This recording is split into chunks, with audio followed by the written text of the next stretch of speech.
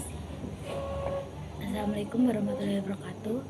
Kami dari kelompok 5 ingin mempresentasikan hasil jurnal yang kami cari yang berjudulkan Teori Perdagangan Internasional dan Pemahaman Konseptual dan Implikasi dalam Konteks Global dengan dosen pengampu Ibu Alifta Lutfia Zahra MPD dengan mata kuliah Ekonomi Internasional. Di sini dengan saya Dina Ayu Anggreni dengan nomor FPM 1220111001 dan teman saya Yusi Octaviani dengan FPM 12011100018. Kita mulai dari pembahasan bab yang kita akan presentasikan, yaitu yang pertama ada pendahuluan, yang kedua ada metodologi penelitian, yang ketiga ada hasil dan pembahasan, dan yang keempat ada kesimpulan. Pendahuluan.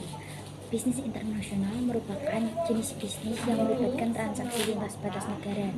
Ini melibatkan aktivitas bisnis yang beroperasi dan dikelola di berbagai negara di seluruh Indonesia. Charles W.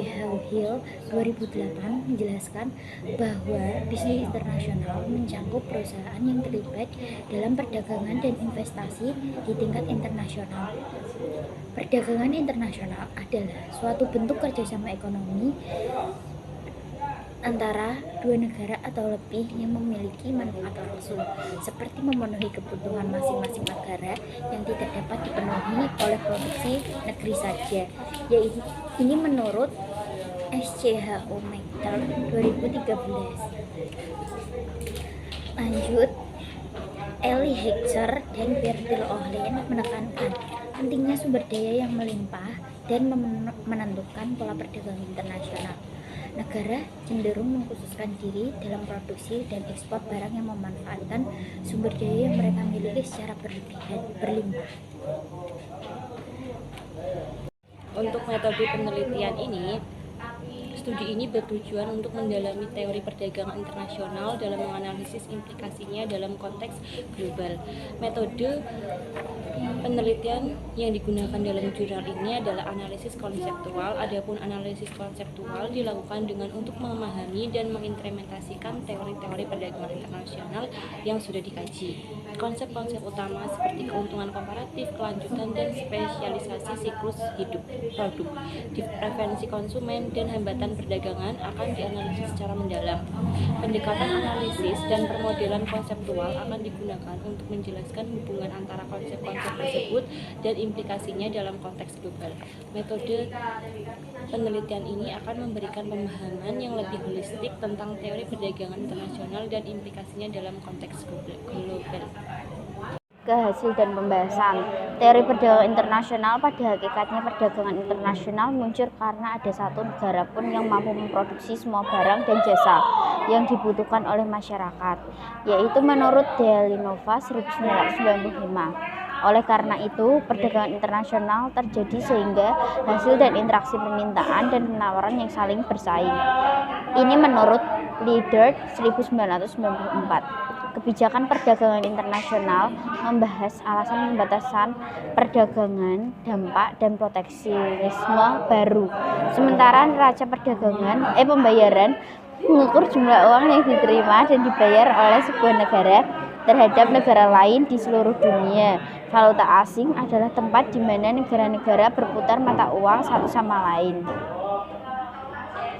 Lanjut, dalam ilmu ekonomi internasional, teori dan kebijakan perdagangan internasional termasuk harga komoditas relatif dan setiap negara dianggap sebagai entitas terpisah.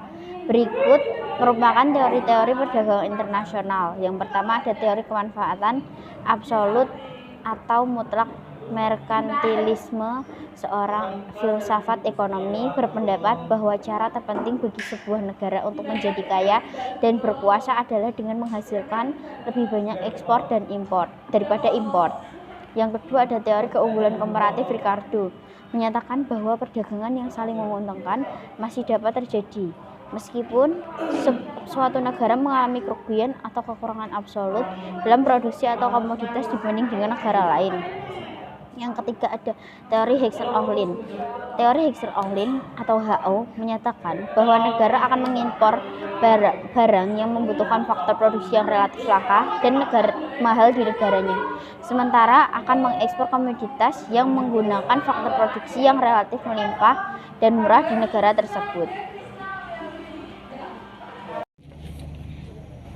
Kesimpulan dari jurnal ini yang dibahas adalah berbagai teori perdagangan internasional dan hambatan-hambatan yang dihadapi dalam konteks perdagangan nasional. Pemahaman konseptual teori tersebut memberikan wawasan tentang dinamika perdagangan internasional dan implikasinya dalam konteks global. Teori-teori perdagangan internasional seperti teori keunggulan mutlak, keunggulan komparatif, Hexer-Ohlin, dan merkantilisme memberikan pemahaman tentang faktor-faktor yang mendorong terjadinya perdagangan internasional dan keuntungan yang dapat diperoleh oleh negara-negara yang terlibat. Perdagangan internasional mendorong efisiensi, spesialisasi, peningkatan pendapatan, transfer modal, dan kesepakatan kerja di negara-negara tersebut. Namun, ada hambatan-hambatan dalam perdagangan internasional yang perlu diatasi. Beberapa hambatan-hambatan dalam perdagangan internasional yang perlu diatasi yaitu hambatan non-tarif yang bertujuan untuk melindungi kepentingan nasional dan industri lokal. Selain itu, faktor seperti perbedaan teknologi, biaya, dan hambatan perdagangan secara ancaman terhadap ketahanan pangan dan keamanan konsumen juga menjadi tantangan dalam perdagangan internasional. Sekian presentasi dari kami. Wassalamualaikum warahmatullahi wabarakatuh.